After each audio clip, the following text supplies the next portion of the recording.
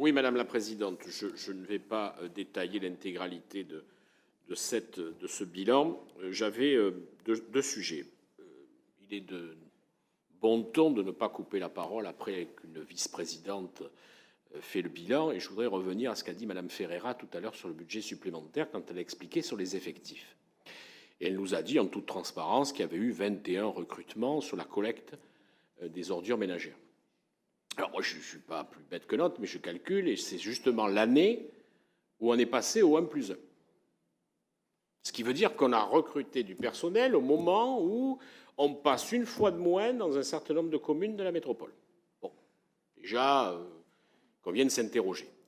Je franchis un pas supplémentaire et je demande à M. Poutou de ne pas sauter sur son siège, de rester tranquillement les mains à plat sur la tablette. Il va falloir qu'un jour ou l'autre, on traite ce problème du fini-parti.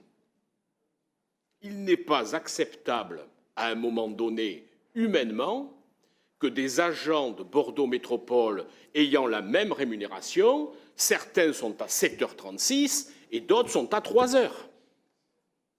Ce n'est pas acceptable humainement, mais d'un point de vue totalement normal. Il y a aujourd'hui des conducteurs et des rippers qui sortent à 6h ou 5h30 et qui sont de retour à 9h, en s'étant douchés, préparés, etc., prêts à sortir. Ce n'est pas acceptable. Il va falloir qu'à un moment donné, on traite ce problème. Alors, je comprends qu'on ne le traite pas à 6 mois des élections municipales, mais il faudra avoir le courage politique, un jour, de dire ben, c'est 7h36, c'est 7h36. Il faut quand même... Non, mais franchement, parce que moi, je l'entends. Je disais tout à l'heure qu'on écoute les gens. J'entends quand même ce qui se passe. Bon.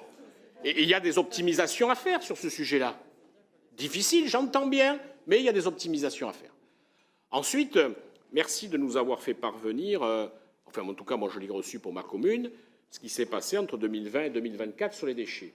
Et c'est très important parce que ça nous permet de voir si ce qu'on a mis en œuvre est appliqué. Moi j'ai regardé, je suis à moins 11% sur les déchets ménagers, entre 20 et 24, et plus 2% sur les déchets recyclables. J'y vois plutôt un bon signe dessus. Et enfin une question qui est un peu éloignée mais qui traite de ce sujet.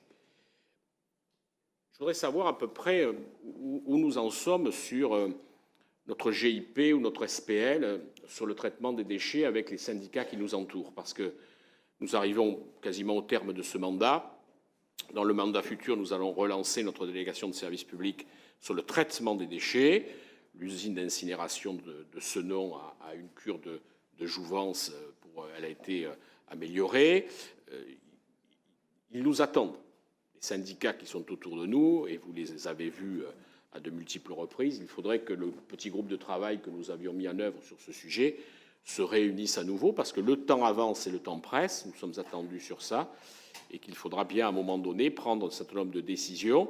L'actuel marché était très favorable à la métropole, il l'était beaucoup moins au territoire qui nous entoure, on avait été un certain nombre à le dire le moment venu. Bon, voilà, un marché c'est un marché, hein. On ne peut pas critiquer le code des marchés publics, il s'applique à nous et on doit l'appliquer. Donc essayons en tout cas de préparer la future délégation de service public dans de bonnes conditions pour nous, bien sûr, et aussi pour ceux qui nous entourent au titre de la solidarité.